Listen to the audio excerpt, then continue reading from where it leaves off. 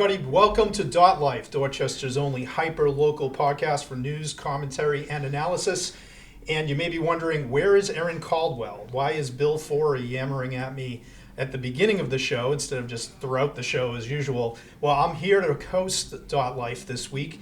Erin Caldwell is traveling in Europe. She's doing some interesting content that we're all going to learn about some more later. And next week's episode, which you're not going to want to miss, coming from jolly old England, the OG Dorchester, England. So stay tuned for more about that later.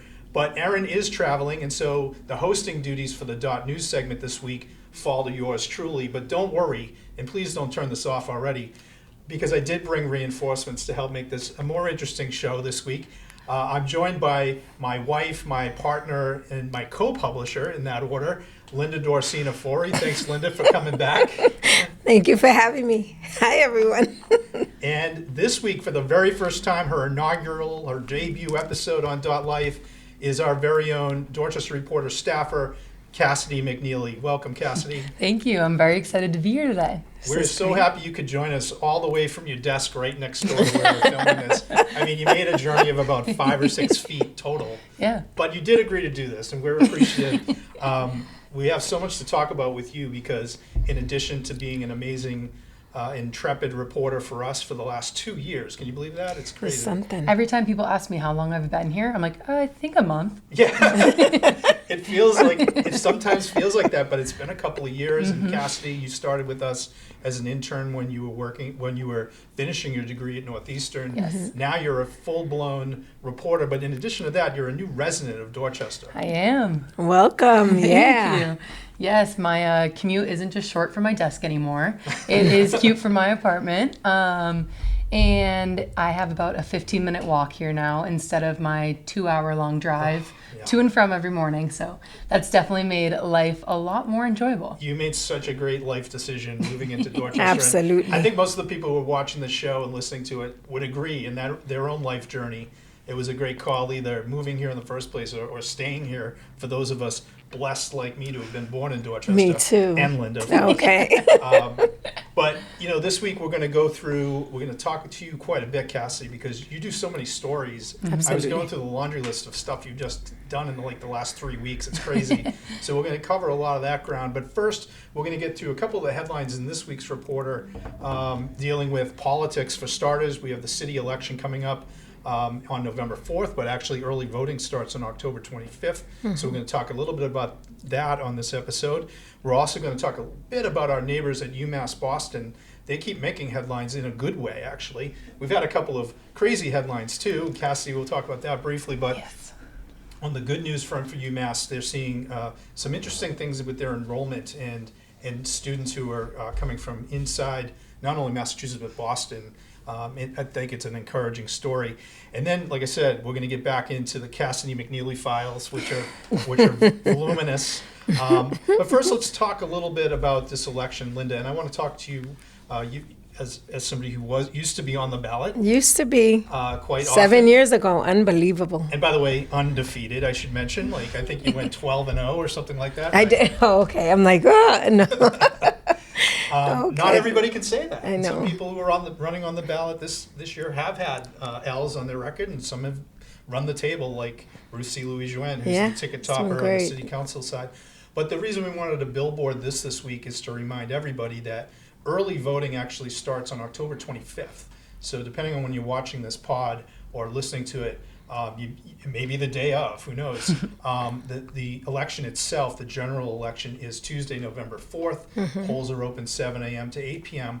But as has been the custom now over the last several years, there's early voting that starts the weekend before. So October 25th and 26th, there'll be 10 polling locations open in the city of Boston, including at Dorchester's very own Murphy School in the Ponset. Also, the Mildred Ave Community Center, those two locations will be open. I believe it's 11 a.m. to 4 or 5 each of those days. You can double check that at .news.com or boston.gov, of course. I just want to kick it to you, Linda, on this one. The mayor's race is over. Yeah. There is no mayor's race. And we saw about a 23% turnout in the September election when there was a contested election. What's your instinct tell you, your experience tell you, will the city council at large contest, which there is one? There's a big one, actually, and I think that that will drive people to the polls as well, right? I think, there's eight folks on the ballot, 4 incumbents, right? Another 4, and so people are going to really work really hard on bringing their base out. I think that, the mayor's election is done. I mean, there might be a write-in voter or 2 or 3, but... But there's an opportunity for people to still come out. And I think that this is where we want to encourage everyone, right? To call your friends, call your family, call everyone, okay? Elections are important. City elections are important, not just for at-large, but also your district, right? You have district city councilors, and there's some that's unopposed. Vote for them too, right? Because they want to see those numbers as well. And we need to just show up and do the work. But it's going to be interesting. District 7 has a contest, obviously. That's it's down right. to the 2 finalists who will be filling In that Roxbury. vacancy in the Roxbury, Dorchester South End. That's right, district neighborhood, yeah. So that's on the ballot as well. And then, let's just run through real quick on at large. We have the 4 incumbent councilors who are all, they finished in the top 4 in the prelim, and then they were in the order of Ruth C. Lejeune. It was Erin Murphy. Then it was Mejia. Julia Mejia. Then it was Santana. Henry Santana. Henry Santana. And Frank Baker finished. Yes, Frank came in 5th, which was really close, right? But it's still there. It was Frank. It was also Marvin Metillier. Metillier. But actually, Alexandra Valdez, I was believe, finished in the 6th slot. place. Yeah, Alexandra finished 6th. And then it went to Will finished in 8th. right. Right. But does it, I will say the Boston Globe this week made their Just endorsements. endorsed. Yeah. And they endorsed 2 incumbents and 2 challengers. They did. They endorsed Ruth C. They endorsed Ruth C. They endorsed Erin Murphy. They endorsed Will Unero, Yeah. and then also Metillier. Yeah, Marvin Metillier. Marvin So Metillier. mixing it up there, and I think that's something that the electorate, I think, will watch for that. There isn't a mayoral contest, and I know, Cassidy, you were kind of disappointed. You were covering the Josh Kraft beat Yes. the whole election. Yeah, for the reporter, it was great. Were you coverage. surprised with his exit the way it happened? I was. I think he knew where he stood in the race, but I thought he was going to see it through till the end. I was disappointed to see him, kind of stop it.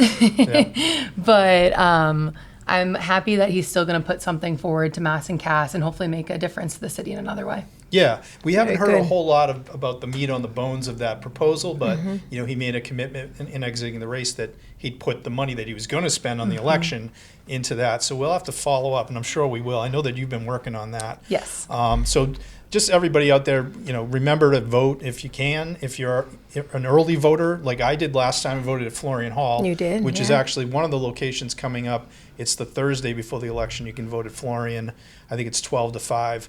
It was a breeze, and if you want to get it out of the way before Election Day, highly recommend that. Or vote on Election Day. I love voting on Election Day because then you see everyone come out at once to do it. But yeah, It's kind of a reunion for you. You It get is. to see It all is a your reunion. poll workers and all your friends at the polling station.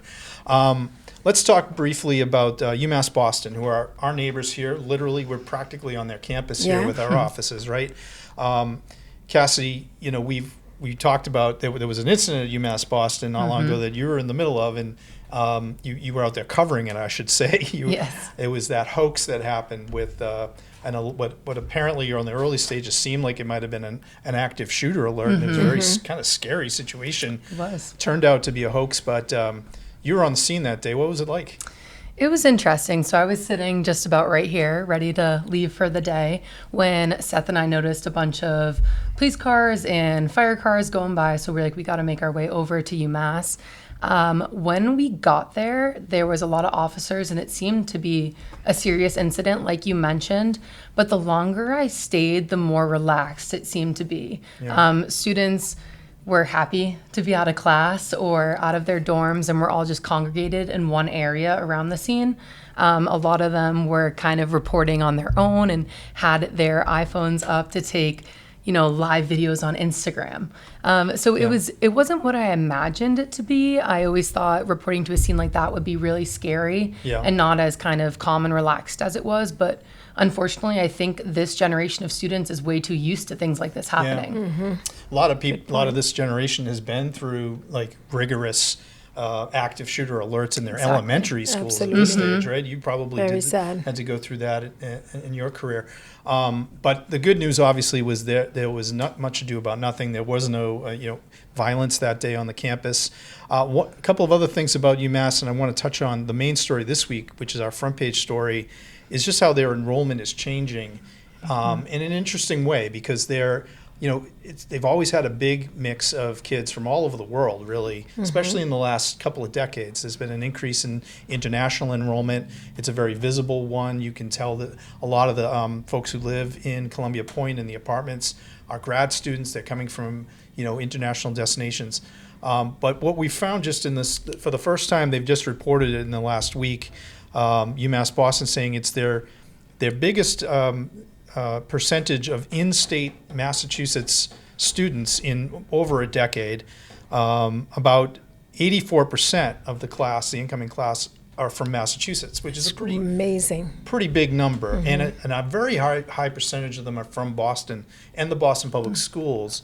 And what they told us this week is a lot of that has to do with a new program they have, which is a tuition-free program for eligible students whose families their households are making $75K or less a year. It's called the Beacon Pledge, and it's a financial aid program that allows qualifying students to, go not only without tuition, but also mandatory fees. So it's really changing the DNA, so to speak, of UMass. Linda, that was part of your district as a state senator. You do have a lot of interaction. I think part of why the campus is attracting so many more students from in-state is not only the affordability piece, but the campus itself. Of course. I mean, the campus has made a serious transformation. I mean, it is beautiful, the investment that has happened, the new buildings that are there, the resources, the state-of-the-art facilities, right, are really driving folks to come and apply from all over the world. But I think it's wonderful that to have an incoming class where 85% are Massachusetts residents.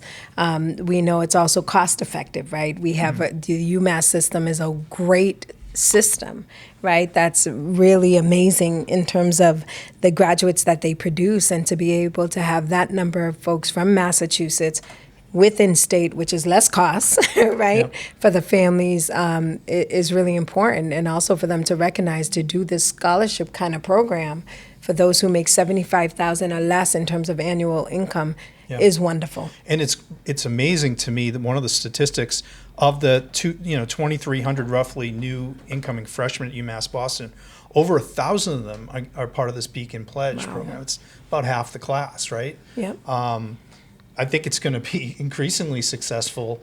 And I think part of it, too, is that we're the capital city. I mean, there's other UMass campuses. Obviously, Amherst has kind of been the flagship, Cassidy. I mean, when you were in your college search mode, I know you went to Trinity. We'll talk about that in a minute, too, in Hartford. But was UMass on your radar screen? UMass Boston was a bit. As you know, I went for my studies, but also went to play hockey, and they have a women's team there. So I looked at that for a moment, but having grown up in Massachusetts, it was a little important for me to get out of the state and try to go somewhere away from my family. Yeah, and you had an amazing career as a hockey player for the Trinity. Go Bantams. And the UMass team of the Beacons. So I don't know if you had did you play the Bantams play the Beacons, or are you guys in Never in my division? career. We didn't overlap. But. Okay. Well, UMass is coming up in the world. That's part of the story that we're talking about this week. And I do want to shift gears over to some of the stories you've been working on, Cassie. And I went back and looked just to refresh my memory. It's hard to believe how many stories you do in the course of a month or so. In the last month, just a few. You've covered park rangers and horses in the city. You've covered farming, kids farming at the Urban Farming Institute on Norfolk Street. We talked about the craft campaign. You've been all over the Boston Legacy soccer and the stadium issue. You've been writing about pediatricians and Common Square Health Center. You've been on the court at TD Garden covering the Hoop Dreams event that ABCD did. You've also been you were in the room to cover the former Vice President Mike Pence. Mike Pence, yeah. I almost said Vance. I but know, it's Mike. the new guy. Yes, Mike Pence was here at EMK Institute. You were both there for that. Yeah. I think I saw a photo of you like in a shot. It looks like I was pointing at him. I wasn't. We were in conversation. Yeah. But my point is, like, Cassidy, you do so many stories, and I was just curious about, like, over the last month or so, you know, what's been your impression? Like, every day it seems like you're on a different beat. What's it been like? I think, you know, that's what my favorite part about this job is it's something new every single day. I always knew I didn't want the typical 9 to 5 sitting at a desk doing work.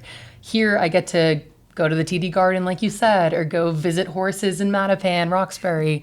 There's always something new and something exciting. And then in between all those is when I kind of get that writing done. Yeah. And I think I'm someone that loves deadlines, hopefully as reporters do, and trying to get my work done in between covering all those different things really motivates me and helps me get it all done in time. And you're very diligent and dedicated to meeting your deadlines, which I appreciate as your editor. I just edited one of your stories, which we just posted. I don't think Linda's even had a chance to see it yet because it's that fresh. Yes. About a men's semi-pro soccer team called, remind me of the name again? It is Dorchester City FC, or Dot City for short. Dot City FC. And they have green and gold jerseys Yes. with elephant logo. It's pretty cool looking, actually. It is. Wow, jerseys. elephant. Okay. But tell us a little bit more about this. This is a pretty new venture, right? Yes. So this team, it kind of came into works about 2 years ago by a Dorchester native, Felipe Oliveira. It took a bit to find what league to be a part of and how to build up that roster and staff, but this fall was their inaugural season in the United Premier Soccer League. Oh, wow. They only have 2 regular season games left, and so far their record is 2-6. So So they're off to a slow start, I think it's fair to say. But they seem really energetic about bringing this opportunity to other Dorchester, and not just Dorchester, but the name is Dorchester FC, or Dorchester City FC, Yes. which is interesting because this development that's supposed to happen next door is also called Dorchester Bay City. Okay. But this is like the 4th tier of kind of U.S. soccer in terms of the professional side, Yes. right? Yep. For the men. Yes. And but they're competitive. I was reading that there's 400 teams nationally in this league. Oh, wow. They compete at the regional level, so they're playing teams from like Fall River and other greater Boston teams. But it's competitive. You were at their practice. What was your impression of it? I was very impressed. There are some players who played in college or who are currently in college seasons as well. So there's definitely some talent out there. There's one Division I player from Air Force. So he actually wasn't at the practice I was at, but considering his stats, it looks like he's doing well. When I was speaking with the coaches and players, it was funny because the players knew what the level of talent would be and were expecting to face harsh competitors, whereas the coaches didn't. They weren't really aware of how much talent there would be and have been surprised by it so far. Wow. Yeah, I think That's exciting. Philippe Oliveira, you may remember, Linda, had a company here in Dorchester for a bit. He was trying to actually cite one. He was on Bowden Street, a brewery. Yes. And That's right, They had yeah. a product called Dot Ale. Yeah. I think that's mentioned in your article. Yeah, and I mean, beer and sports pair perfectly. I know. They do. I saw the group photo. They look like they might be a beer drinking crowd. But they recruited a lot of the players you wrote right from the parks in Dorchester, including Ceylon, right on Columbia. Oh, yeah, right there. Yes. Columbia and Road. Yeah. Roberts Playground, and that's where they practiced too, and also at Almont. So they kind of just found players who were out there kind of doing their own pickup games and said, hey, you want to be part of a semi-pro league? It sounds like a Will Ferrell movie or something like that. See, I was getting Mighty Ducks. That's what it was reminding me of, the kids just blading around outside and come join our team. Yeah, it's semi-pro, I guess. But, Yeah. so people can still catch. They have a final home game coming up. I believe it's October 25th, right? Yes. Where is that one being played? That's going to be at Moakley at Saunders Stadium. And I forget is it a day game or a night game? Do you remember? I can't remember the time, but people should On go to .news. .news.com and read your whole article. Which .news.com. Exactly. also has some cool photos that you shot. You do it all, of course. The other story you did this week, which we're going to have a little mini debate about, I think, Yes, really I'm ready. drew on your roots, not only from your love of Connecticut because you went to school in Hartford, and you know a lot about their favorite cuisine down there, which is Frank Pepe's is what we prefer for pizza over Sally's. Yeah, Sally's A Pizza is the latest new brand in Dorchester. It's a new pizza. I guess it's a chain now. It started as one place in Hartford. Yeah. Right? In Connecticut, yeah. They have quite a few in Connecticut and Massachusetts now, and another coming in Seaport. In Seaport. But the Dorchester location is at the South Bay Center Mall. Yes. In what used to be Wahlburgers. And Wahlburgers, for whatever reason, gave up the ghost in South Bay, I guess last year. I know that they went through, like a lot of restaurants, a tough stretch there with COVID, and the timing there might not have been ideal. But we've gone from Wahlburgers to now this, kind of higher end pizza joint where they not only have pizza, they have cocktails, they have a nice bar in there, and they also have pretty good wings that I tried today. A little hot, very hot, spicy hot. Okay, go ahead. But we're so devoted to our craft here, especially you, Cassidy, that we've now had two bites at the pizza. Yeah. What are your thoughts on Sally's? Research purposes, of course. I enjoy it. I really love that charcoal crispy taste of pizza, so that's been good. The thing is, having grown up south of Boston, I'm all about bar pizza. So those are the small, individual personal pizzas. And my family's favorites are Cape Cod Cafe in Brockton, which we often debate over Town Spa in Stoughton. So that style pizza will always be my favorite. When it comes to Sally's, that style, I think Pepe's still is the one for me. Okay. Wow, okay. Yeah. What did you think of it, Linda? I thought it was really good. I mean, they were thin crust. The charcoal taste was wonderful. I enjoyed it. I mean, I like pizza. I grew up more on Upham's Corner pizza. I was gonna say, you're an Upham's Come on, Corner girl I'm an for Upham's sure. Corner girl. So it's still there. So good, so good. Yeah, I didn't love Sally's pizza. I have to admit, their wings, like I said, were pretty good. I'm partial to more cheese on my pizza, and they don't seem to be doing that. Yeah, okay. They're very sauce forward, which I actually did like that. Okay. Yeah, we have a slight difference of opinion there. But I will say I was expecting you to be a harsher critic of them, given your South Coast roots. Is it fair to say? Are you South Shore or South Coast, would you say? I don't think we're technically considered South Shore. You're right down the middle. Yes. You're from Easton. So Yes. There's the Linwood Cafe that's out here. It's very good too in Randolph. But I'm curious as to why Dorchester hasn't really.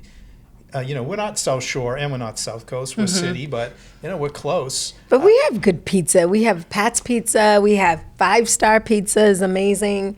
We have all these other, Listen, those are all good, and I love those guys. I'm just saying, I'm going to lift them up. They're not the South Shore bar pizzas that you grew up on, that you love, and then people go out of their way. That's true, There's whole they do. podcasts out there about this topic. I know. No, they're so good. I think the size of the pizza just allows it to be cooked so much better. Crunch in every single bite. Also, at Cape Cod Cafe, they have those tiny little pepperonis. What are they? Cupperonis the cup or something? Oh, those are so good. Yeah, so they crisp on the edges. It's amazing. Oh my goodness. So who does that? I'm going to tell you right now. Is it Tavolo? Nope. It's Tavolo has great pizza too. How could we forget Tavolo's pizza? But also, as you're saying, the pepperoni cup one is McGonagall's, and it's with the hot honey. Okay, yeah. Oh my I'll have goodness. to try that. Oh, you got to try it. It's so good. I feel like the bar pizza, it's more satisfying to have a few smaller slices than one big slice from somewhere around here. Interesting. Yeah. Well, I would say Very people good. should go check out Sally's on their own. I do like the fact that South Bay is attracting, that people want to be there. Yes. I know Wahlburgers didn't work out for whatever reason, but there's a new place in town. Give them a shot. Linda, you also had a unique culinary experience this past weekend at a store in Upham's Corner. Tell us a little bit about that. It was wonderful. It was a curated, a succulent workshop at Dahlia's Garden, which is owned by Estella Rosaria, right there in Upham's Corner on Dudley Street. She has a beautiful flower shop, so please go and visit her. But also in there is Cafe Bleu Boston, which is Cafe Blue Boston, which is owned by a daughter mother team, Willel Daniel and Angelica Amor, and they have this beautiful cafe set up in there with pastries but really their latte, their teas, their coffees are amazing, and it's like Haitian coffee. They're Haitian American. Estella is Cape Verdean. They teamed up on Fridays and Saturdays is when the cafe is operating, but also they teamed up, which is wonderful.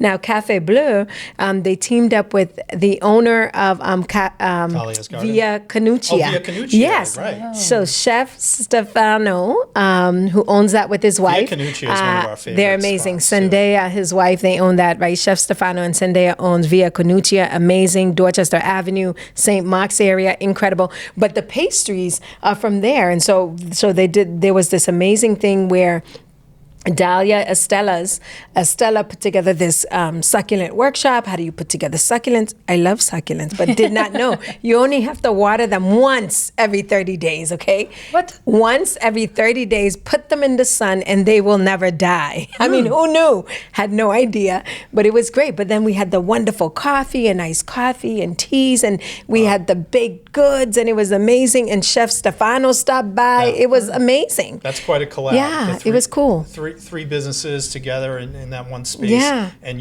I know you had a good time with your I did. mom. My mom, I brought my mom, Annie Dorcena, my aunt, Nila, it was her birthday, 86 years old. My cousin-in-law, Laura, and then... And they'll be doing more of these, right, Linda? This was a one-time event. It was a one-time event, it was a one-time event. So they're trying to figure out creative ways to bring people into the shop. Yeah. So again, you need florals. Go check out Dahlia's Cafe Bleu. They're on Dudley Street, They're on right near the Dudley bridge Street. in Yep, Upham's right Corner. there Great in spot. Upham's Corner, Did where you I get grew to up. bring the succulent home? Yes. Okay, so we'll check in with you in 30 days. Yeah, check in. And I'll be It's able to in the verify sun. this. Obviously, we is. occupy It's the same home, so. It's in the sun right now, and it's huge. It was a huge kind of But not too big. It didn't overwhelm the room. It wasn't in like case you were this. worried It about was that, like Cassidy. I do want to ask Cassidy, before we got to bring this to a wrap soon. We do. We have other segments to get to in this episode, season 2, episode 7, by the way. Which I is know, crazy, right? amazing, right? But Cassidy, you're around this table at least. You're the newcomer to Dorchester. You've been working at the Reporter for about 2 years, but you just moved in about 6-7 weeks ago now. Yeah, beginning of September. That's so amazing. what's it been like to actually live here now and experience it from that level? Not to be cheesy, but it's been absolutely amazing, and I love it. I love living in Dorchester. That's great. Like I said earlier, the commute is much better, but even just getting to walk around the city all the time has been amazing. I found some nice path through Savin Hill, down to Malibu Beach, circling to JFK, all the way back around to the office. So that part has been one of my favorites. I also have really enjoyed finding good coffee spots. Right now, my favorite is to get a Snickerdoodle iced coffee from McKenna's. Okay. That's been pretty good. McKenna's is a tried and true favorite. Breakfast on Savin place, Hill too. Avenue. Oh, yep. You've so got good. some other great spots around there, like Honeycomb. Obviously, I've is had another that as favorite. well. And but let me ask you. I mean, you're very optimistic and very cheery. Obviously, you do a lot of great stories about the good sides of living here. You did have one run-in that we should mention. The last couple of weeks. Yeah. So when we were speaking about the UMass incident earlier, that happened on a Thursday afternoon. And, most people who live in Boston know street cleaning's Fridays, but I'm still getting used to not having a driveway. So I had set an alarm on my phone Thursday night to move my car for Friday. And through the madness of everything going on that night, completely forgot about it, continued on with my night and went to work on Friday. Halfway through the day here, I had Oh my God. and raced home and my car was gone. I mean, it's Towed away. Yeah, kind of a rite of passage, though. That's what I was trying to say. I was pretty upset about it. I'm not always this optimistic. And my parents were like, hey, it's never going to happen again. And I was like, nope. I bought a whiteboard outside my room that has every street cleaning day marked. And I update where I park my car every night. Because also my camera roll lately has just photos of where my car is parked because I'm scared I'm going to forget. And just lose it. Yeah, you've been burned once, never again. Nope. And I feel like, for most people who, moved into Dorchester had some kind of a blip with usually parking or something like that. Absolutely. So, welcome to the club. Yeah, welcome right. to the I know. neighborhood. We're thrilled that you're here.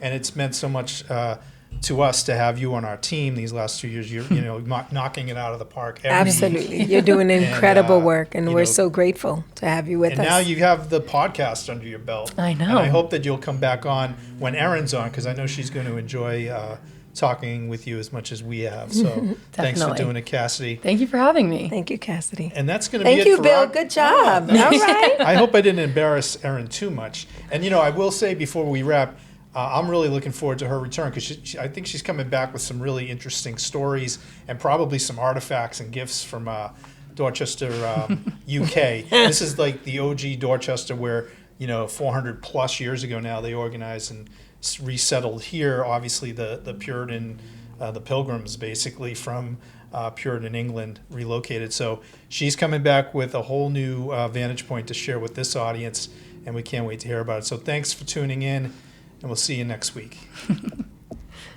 Bye, everyone. Bye.